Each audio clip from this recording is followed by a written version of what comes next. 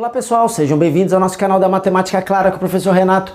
Nesse vídeo nós vamos lançar uma luz sobre a derivada pela definição e vamos contar essa história em duas partes. Nesta primeira parte eu vou te apresentar um problema simples de física, uma queda livre sem atrito, e ao investigarmos este problema a gente vai chegar numa taxa de variação muito especial. Na segunda parte, eu vou pegar esta taxa de variação e vou resolver. E você vai perceber que isso nada mais é do que a nossa definição de derivada. Se você quer clarear suas ideias sobre a derivada pela definição, não deixe de assistir nossos vídeos. Roda a vinheta!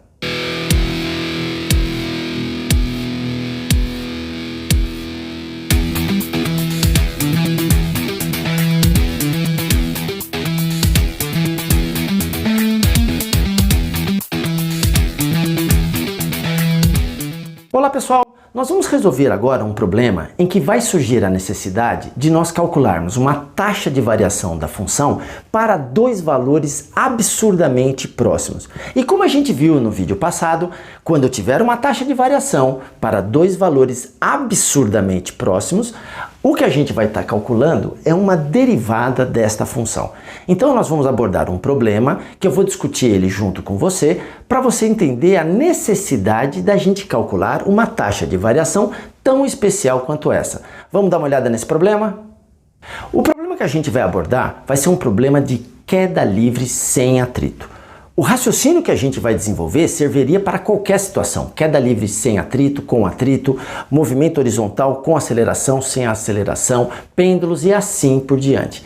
Tá? O importante aqui é o tipo de pergunta e o tipo de caminho que a gente vai percorrer para responder as perguntas. Então primeiro vamos analisar esta situação que a gente vai ter como referência para esse nosso problema. O nosso problema aqui vai ser o seguinte: uma queda livre de uma bolinha que ela será solta desta posição e que ela vai cair em queda livre. E a gente vai estar considerando que ela não tem atrito, tá bom? Então, repare só, o que eu sei inicialmente é que a velocidade dela inicial é zero, porque ela está parada aqui, tá ok? E soltei ela. Para a gente poder calcular uma série de coisas, para a gente poder se perguntar uma série de coisas, uma informação muito importante é o seguinte: com o passar do tempo, aonde ela está, quantos metros ela percorreu de queda ao passar do tempo. Para isso, a gente precisa estabelecer um referencial. Referencial é uma fita métrica, onde eu preciso estabelecer o zero em algum lugar. E eu vou adotar o zero exatamente no seu ponto de partida e vou colocar aqui uma fita métrica. Então, esta linha verde representa, na verdade, esta fita métrica, em que o zero é a posição de partida da nossa esfera, tá bom? Então, este verde é uma fita métrica em que estão marcadas, né, os centímetros, os metros que serão necessários para a resolução desse problema. Vamos observar o seguinte: então, nesse instante, eu sei que a minha posição inicial é zero. Eu tenho para me auxiliar uma função matemática que se chama função posição. Ou seja, é uma função matemática, a gente chama de S de t, S representando a posição da bolinha. É aonde essa bolinha está com o passar do tempo.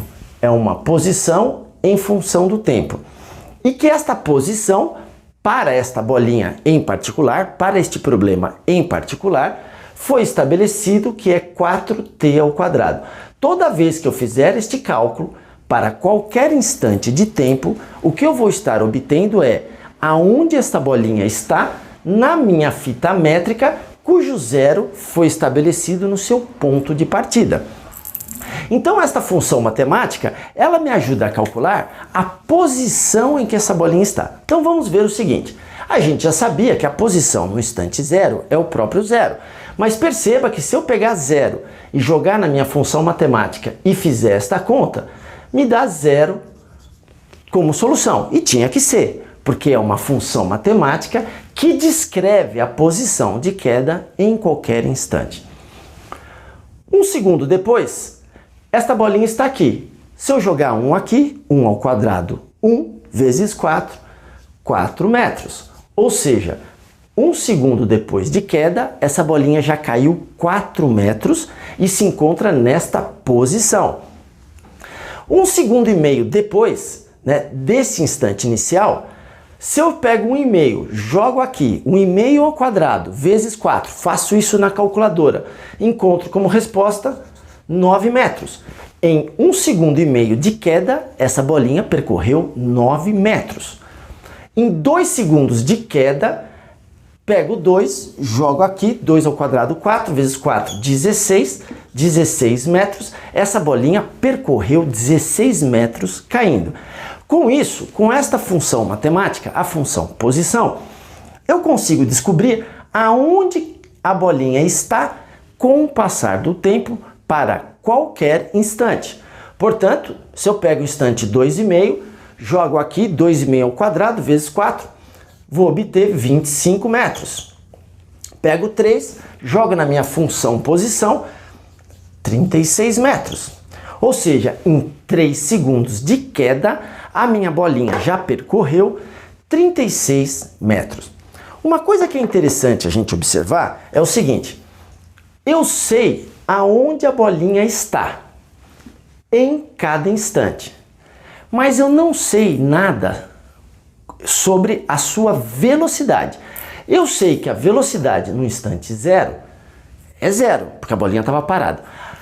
A partir do momento que eu soltei essa bolinha, ela começa a cair.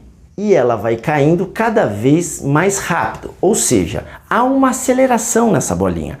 A sua velocidade vai se modificando em cada instante. Ou seja, aqui tem uma velocidade, aqui tem outra, aqui tem outra, aqui tem outra. Em cada posição, ela tem uma velocidade diferente.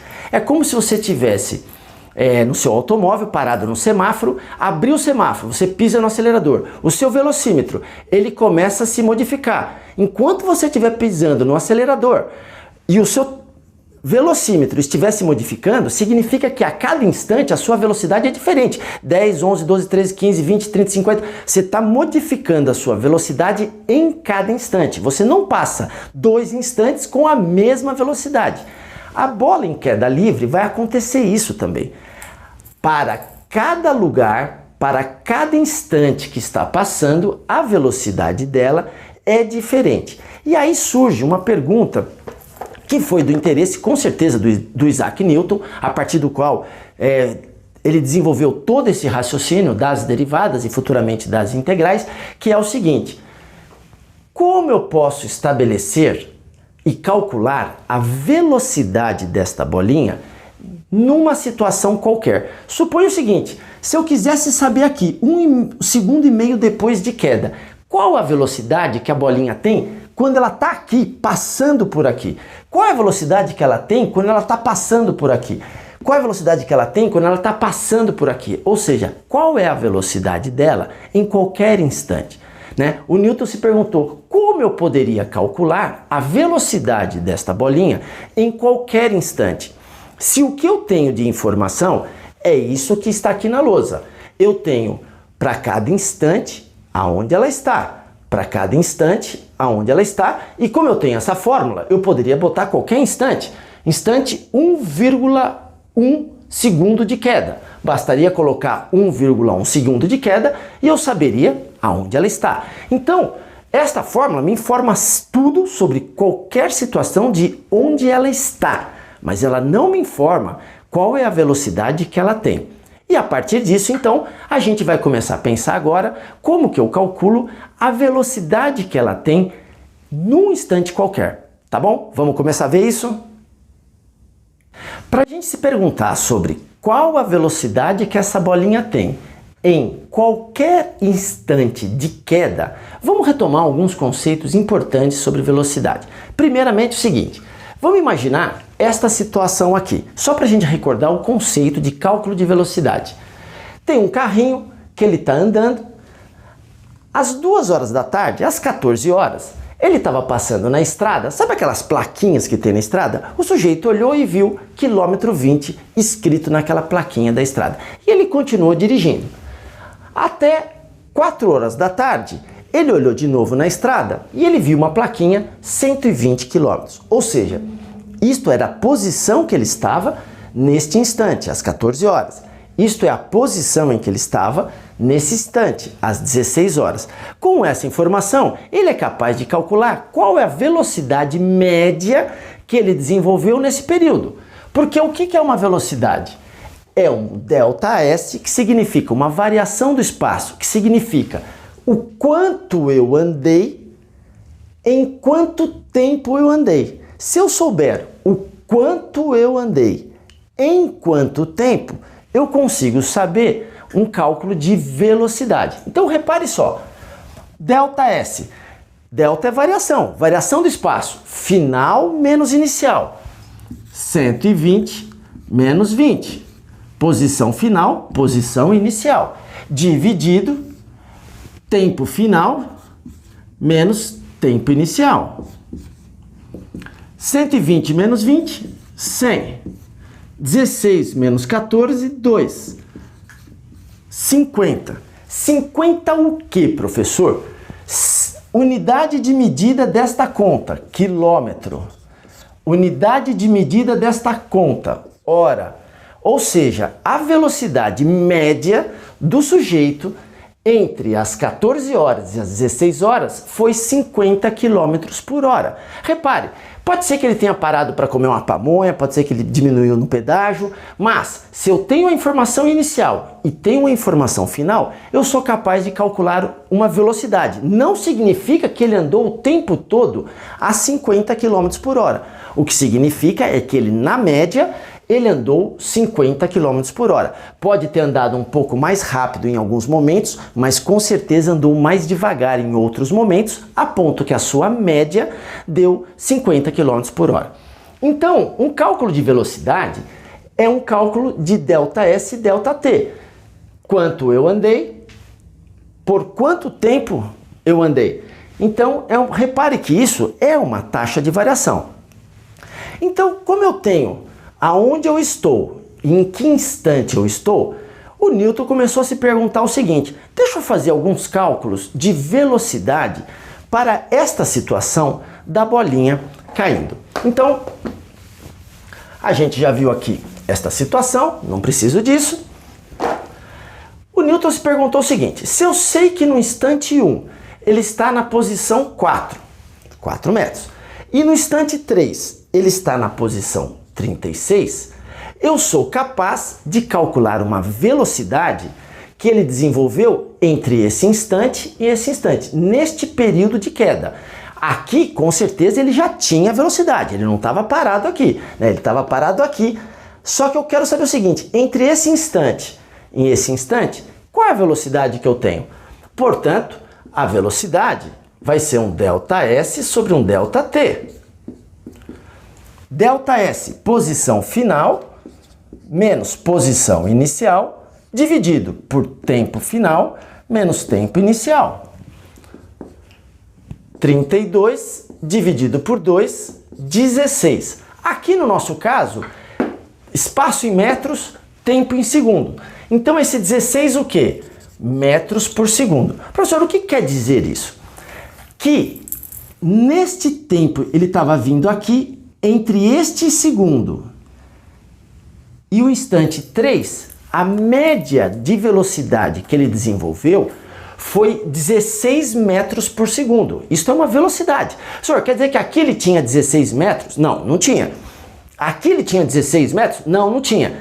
Aqui ele tinha uma velocidade, aqui tem outra, aqui tem outra, aqui tem outra, aqui tem outra, aqui tem outra. Em cada posição ele tem uma velocidade diferente. Se eu fizesse a média de todas essas velocidades, eu ia obter 16 metros por segundo. Professor, mas não é isso que eu quero. Eu gostaria de saber qual é a velocidade dele aqui, aqui, aqui, aqui, em qualquer lugar. O que nós descobrimos é uma velocidade média neste tempo de queda aqui. Bom, então vamos fazer o seguinte. Vamos calcular a velocidade média entre esse instante e o instante 2. Bom, se eu sei que no instante 1 a posição é 4, no instante 2 a posição é 16, eu sou capaz de calcular a velocidade que ele desenvolveu neste intervalo, fazendo a mesma conta. um ΔS sobre um ΔT. ΔS, final menos inicial. 2 menos 1, ΔT.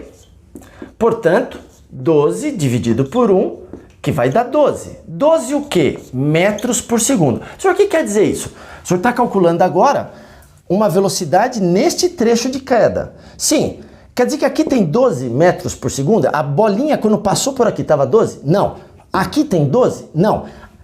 Que neste intervalo, se eu pegar todas as diferentes velocidades que ele desenvolveu e fizer a média, vai me dar 12 metros por segundo. Então quer dizer, pessoal, que isso não é velocidade aqui, nem aqui, nem aqui, nem aqui. Não. O que nós calculamos é a média das velocidades nesse intervalo. Então, se eu fizer este cálculo aqui, entre 1 segundo e 1 segundo e meio, ou seja, qual é a velocidade que ele desenvolveu aqui, repare, eu vou cair na mesma situação. Eu não vou descobrir a velocidade que ele tem aqui, nem a velocidade que ele tem aqui, e nem a velocidade que ele tem em nenhum trecho. O que eu vou descobrir é uma velocidade média que ele realizou neste intervalo aqui. Portanto, se eu fosse pegar esse aqui, S de 1 eu sei que é posição 4, 1 segundo e meio está na posição 9, a velocidade será final menos inicial, a velocidade será final menos inicial, que vai dar 5 dividido por meio, esta conta dá 10, 10 o quê? Metros por segundo. Professor, mas o senhor calculou? Então, eu posso afirmar que 10 metros por segundo não é a velocidade aqui, não é a velocidade aqui. É uma velocidade média de todas as velocidades que essa bolinha foi tendo conforme ela foi caindo. Sim, é isso mesmo. Ora, professor, mas eu não queria isso. Eu quero a velocidade dele aqui, nesse instante. No instante, 1 segundo. E aí, o que o Newton estava lá pensando? E veio um passarinho verde e assoprou a seguinte ideia para o Newton. Newton, para calcular velocidade, não há outra forma. Você precisa de duas informações. Duas informações de onde o sujeito está num certo intervalo de tempo. E se a gente fizesse um cálculo?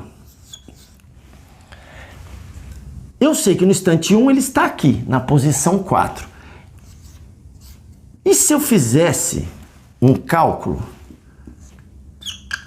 para um instante logo depois do instante 1. Tá vendo esse sinalzinho de mais? É aquela nossa anotação de limites. O que significa o 1 com o mais em cima? O 1 pela direita. O 1 pela direita é o número que é um pouquinho maior que o 1, mas é absurdamente próximo do 1. Quem é esse 1 mais? Esse 1 mais é um número 0 com bilhões, trilhões de... Esse número aqui, 1,0001, seria praticamente o mesmo número. Praticamente, mas não é. Os dois estão idênticos. Porque olha só o que o passarinho verde falou para o Newton. Se você conseguir calcular qual é o resultado da função matemática, a função é essa, jogando aqui um número que é um pouquinho maior que esse, e você fizer esse tipo de conta, o que você vai obter é um cálculo de velocidade entre esses dois instantes. Ora, mas esses dois instantes, como este número é isto aqui, é praticamente o mesmo instante, é um instante 1. A gente vai conseguir estar calculando qual é a velocidade em torno do instante 1. Porque para calcular velocidade não tem jeito, eu preciso de duas informações. Mas se eu tivesse a ideia de calcular duas informações que estão absolutamente próximos, o resultado desta conta, quando eu fizer um ΔS, que é este número menos esse, dividido por este número menos este, que vai ser um ΔT, quando eu resolver isso, eu vou obter a velocidade e eu posso considerar que será a velocidade da bolinha aqui, nesse instante. Porque praticamente foi uma fração de tempo mínimo, que a bolinha praticamente nem se mexeu. Ela se mexeu, porque passou um instante de tempo minúsculo. Impossível da gente perceber a olho nu, impossível da gente marcar isso no cronômetro. Mas a matemática me permite que eu resolva uma taxa de variação entre dois valores absurdamente próximos. Repare que esse raciocínio eu posso levar para todos os outros instantes. Então, professor, veja bem, se eu quiser saber a velocidade dele aqui, exatamente a velocidade nesse instante, bastaria eu calcular